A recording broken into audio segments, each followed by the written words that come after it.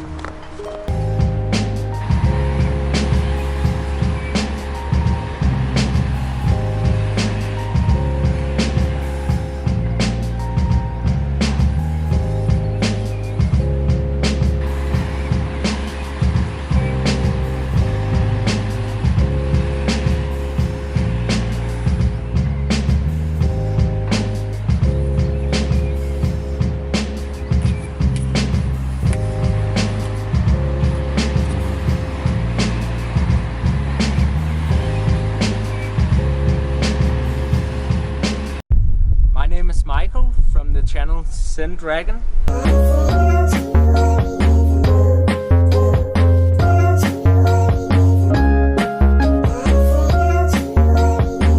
And I'm happy to be collabing with Def Kellner. I really enjoy his content. But first of all, this video is going to be a tutorial on a move which is sort of where martial arts meets parkour in a sense.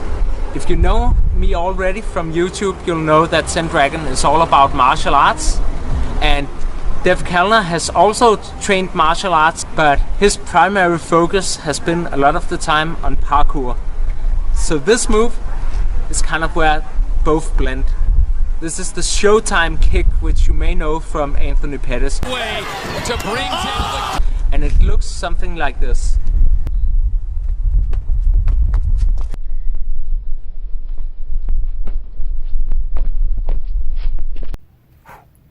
Hey guys, Sensei George here. Today I'm doing a video collaboration with the YouTube channel Zen Dragon. Ninja. Hi, I'm Michael from the YouTube channel Zen Dragon. I'm here with my girlfriend Anna. We do a project called Medgang, and we just did a free training for some people with yoga and martial arts. But this is a video for the great YouTube channel What Would Ninjas Do?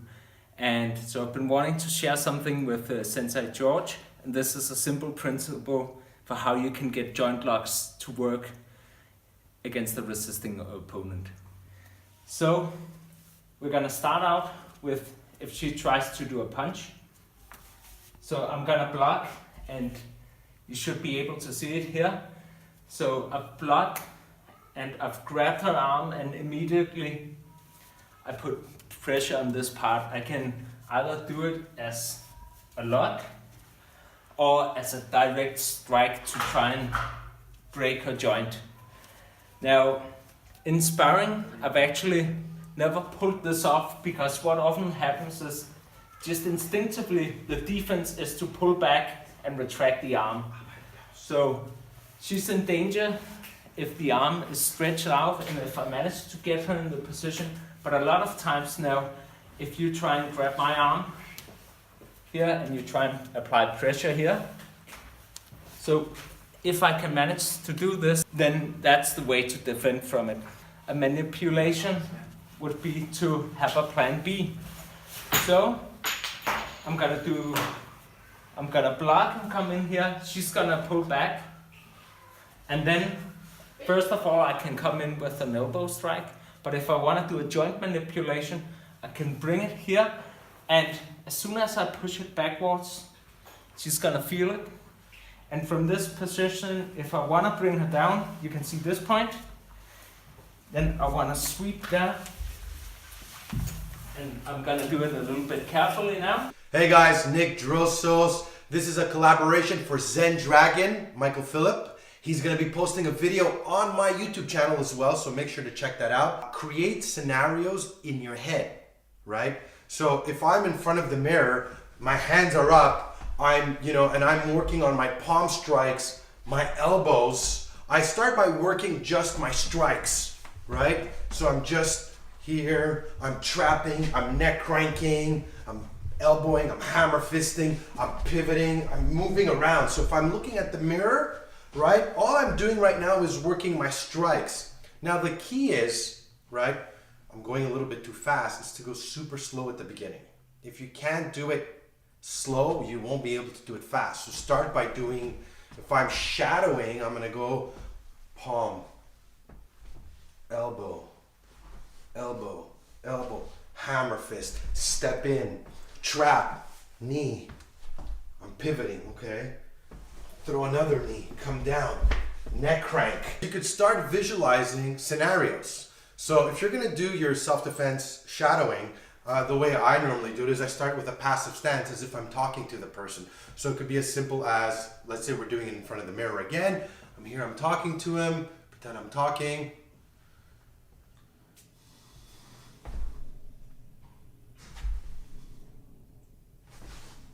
So I'm pretending I'm elbowing, I'm kneeing, right? Now I can start visualizing an attack. Oh, he's attempting, he's gonna grab my leg. I pivot, I throw a knee, I land. So when I land, you see I landed here, practice to land in proper form, right? Oh, he managed to grab my leg. I'm neck cranking him. His friend behind me is stepping in. Forearm shot, right to the throat or right into the face. He blocked it. As he blocked it, he charged me, I stepped in. Some of you saw the situation already, and it's kind of crazy. I think this is my first time using the live feature on Facebook, but basically my YouTube channel has been suspended, and yeah, I've always tried to promote positivity, and while I've had a few copyright claims, that's pretty much standard on YouTube for any active channel. At least if you want to take some risks with fair use and be able to show clips and comment on them just once in a while. I don't know if that's the issue or if it's something else. And that's also one of the frustrating things about YouTube as a platform. When I grew up as a kid, I never thought I'd be able to have the kind of impact and reach people around the world. So I'm grateful for YouTube in that sense, and it's really motivated me to work so hard on this project Zen Dragon. But it's kind of messed up that out of the blue, several years of work has seemingly been perhaps permanently terminated, and there's no real explanation as to why.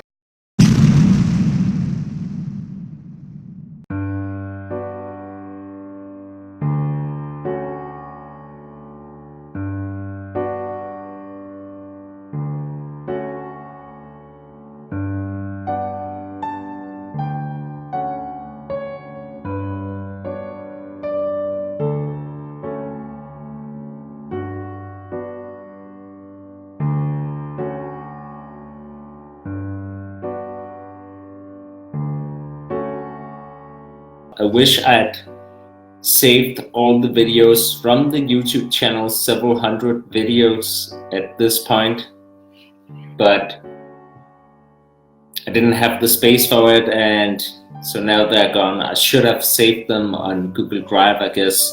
Then I could have uploaded them here on Facebook, and hopefully if Facebook is never deleted or anything, then people will be able to watch and enjoy the content, and I'd be able to have a stroll back down memory lane watching the content. This just goes to show what can happen when you're relying on a platform. But I still don't regret having been able to reach this many people, and I encourage you to keep following Zen Dragon on the other platforms. Who knows, perhaps the YouTube channel will eventually be reinstated. Sorry.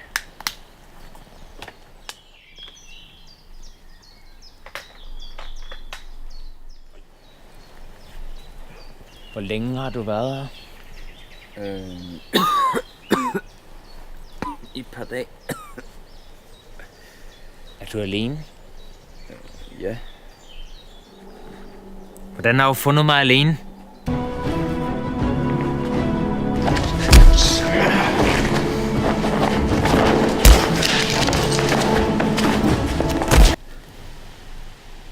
Alex og jeg arbejdede for et sikkerhedsfirma.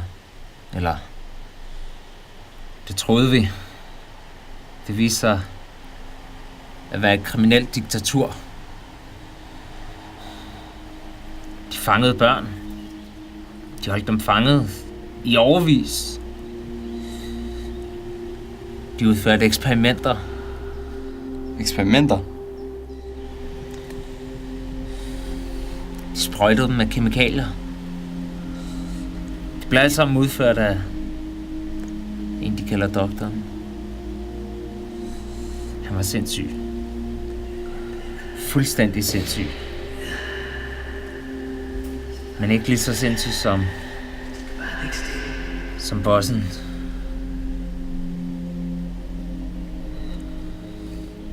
Vi styrede alt.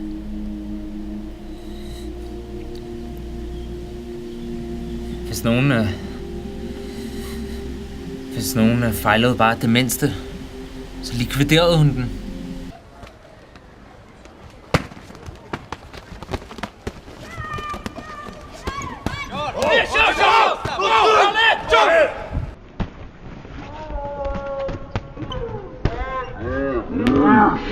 Kom her nu! Godt, Michael. Tæt det kvar, kør ved! Kom her! Backspin, Michael, backspin. Kør med hernede! 10 kvar!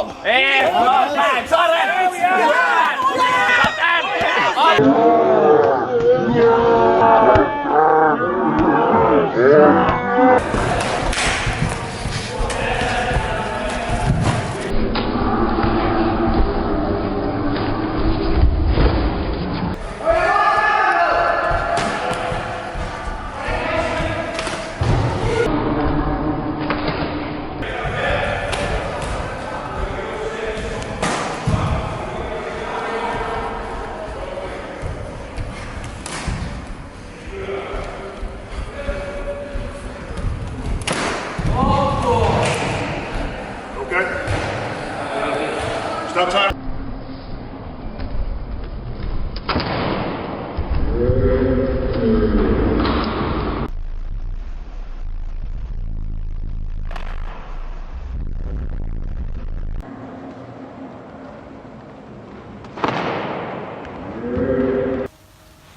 Yeah, that's another question. I have actually 2 questions. So the first thing is, do you think martial arts used in the right way can be used in certain situations outside the ring or in the dojo? Second question is, what, in general speaking, from your heart, what is martial arts to you? Interesting. Yeah. So, like outside of the dojo or outside of the ring or even like an octagon, if it's like an MMA fight, which is probably the closest you get to a rule to a combat sport without restrictions. It's gonna be an entirely different context, because if it's like a professional fight, you'll bow down to each other and you'll both know when to start and you'll be in that mindset. Now, if you're getting attacked out of nowhere, perhaps, then it's a whole different thing.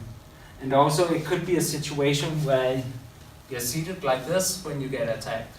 Or it could be like you're focused on your attacker and you're doing everything right, but then somebody pushes you in to the attacker from behind. So it's much less predictable if it's a self-defense situation. A real situation is just that, real and unpredictable. So you never know. There can be a situation where if someone's coming from a distance or something, then perhaps a side kick will be the proper way to deal with them, a high side kick even.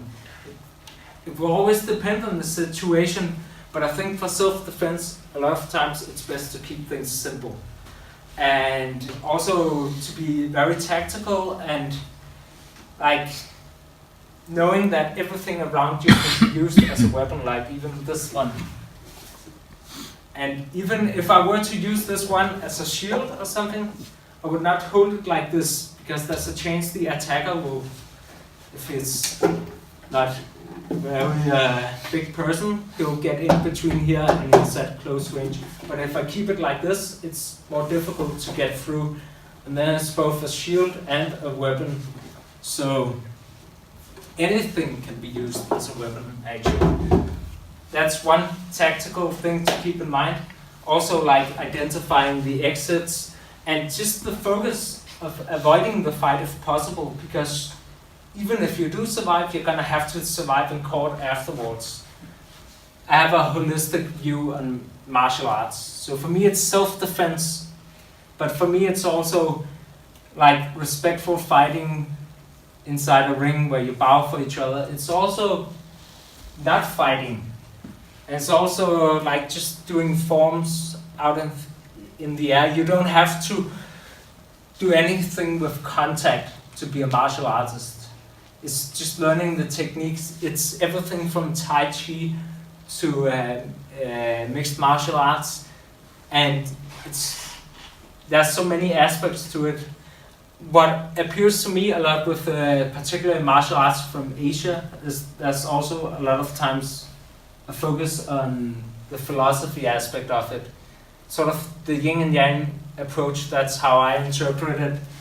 That if you know how to take action, you also need to become a deep thinker. So it's not enough to, it's the more you know how to be violent, the more you need to find peace as well, to have that balance and to be able to take that responsibility in your hands. So that's part of it. Another part of martial arts is fun, just the fun of doing it. And like if you check out my channels, perhaps some of you already have, but you'll find so many different videos. So people sometimes put me in a box from watching one thing. Okay, this guy is all about practical self-defense. Or this guy is totally out of his mind. He thinks that he can just do a spinning strike with a long-range weapon which he would never carry. There's so many different perspectives, but a lot of what I do is for the fun of it. It's a lot of things, martial arts. It's also about what it is to you. I like to focus on the various aspects thereof. Ultimately, it's a means of pursuing self-knowledge, I think, and improving yourself through passion or discipline. There's a yin and yang balance in that. So what you enjoy is going to be something through passion, but being able to also find the discipline and like stand like this, like you do in Kung Fu practice, just this isn't fun. This is not something I'm passionate about, standing like this, but it's great for this discipline.